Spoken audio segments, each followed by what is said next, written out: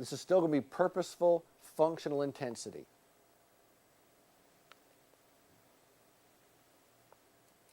So as that bolus is being moved around, there's a purpose for that. When the bolus is hard, it's farther back. When it's softer, you can start in the front. The idea is to get the thing softer as you go. So your intensity is decreasing until you introduce a new bolus. If you really need, if it's hard and you need to break it up now, you send it back. If it's not so hard, it doesn't need to go that far back. You can chew sandwiches with bicuspids. You chew harder things, you move them back. We're all real familiar with how that works. What you're really doing is recruiting muscle fibers by activating and completing circuits. Every once in a while, when this bolus goes way back here and you really need to crush it, that condyle can achieve it achieves a higher and higher position within the fossa. At some point, there's the potential that it can't go any higher. What limits its ability to get higher is the medial pole sitting within its fossa. The most superior point within the fossa is now the new latest definition. And Pete Dawson will tell you, the most superior position within the fossa where the medial pole is seated within its fossa is CR, centric relation. There's a potential that it could happen during mastication. It's not necessary. It doesn't happen very often, if at all. It can get there. It can get there. And CR, the acknowledgement of that highest position that the condyle can arrive at is necessary when treating parafunction. When you boil it all down, CR is not something you need to have on your articulator when someone's chewing food. You don't need to arrive at CR ever when you're chewing food. And so the neuromuscular LVI guys have taken that little thread and said, CR doesn't happen during function. No one ever gets there when they're really chewing food. Because remember my diagram where up here was necessary function, as people treat to that. CR doesn't have to happen at all ever during mastication. Nor does one particular joint position occur during mastication. Yeah, it's all over the place. We'll show that in a little while.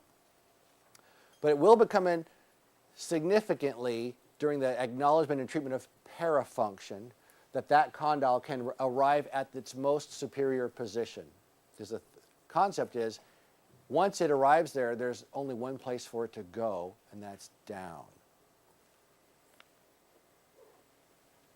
The farther translated the condyle is, the more inhibited the muscle contraction intensity will be. There starts to be an inhibitory activity. Even if you've got posterior circuitry completion, if your condyle is distracted, the more translated it is, the more inhibition on elevation that there is. So if you're biting on something hard with your jaw kind of forward, you feel, you stop real fast.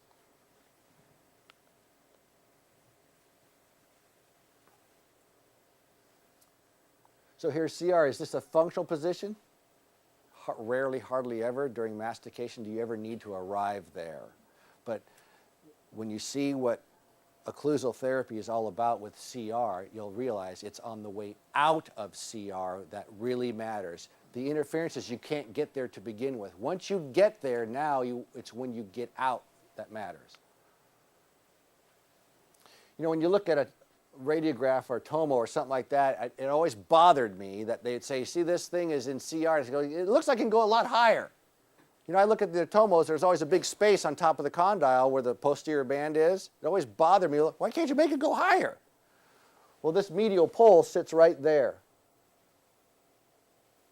When you take a lateral view of it, the medial pole looks like it's sort of in the middle of this thing is an acrylic piece to show the disc. So the medial pole really resides in a tomogram. It's sort of like in the middle of the fossa. That's how high the medial pole can go. I don't think that there exists within this fossa the terminal position that condyle can achieve vertically. We're going to call that position CR. It can get there. It's not pathologic. It's just within the range of possibility. That condyle can travel all over the place. The most superior position we'll call CR. This is demonstrating when these teeth are clenched right there, when their teeth are clenched, this condyle is at its most superior position within that fossa. We'll call that CR. When that condyle begins to move, or when it's being moved by the lateral pterygoid, it can only go down. There is only one place. It can only go down.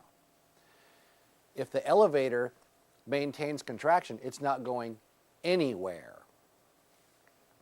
If it starts to being pulled out and there's still more vertical it can go, the elevator can continue to contract and these teeth get clobbered. When we talk about control of parafunction,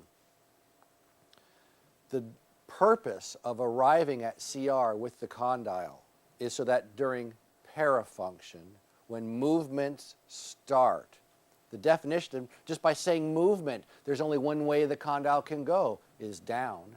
If a condyle is sliding down, being pulled down, if it's going down, because the eminence makes it go down, these molars instantly separate, and the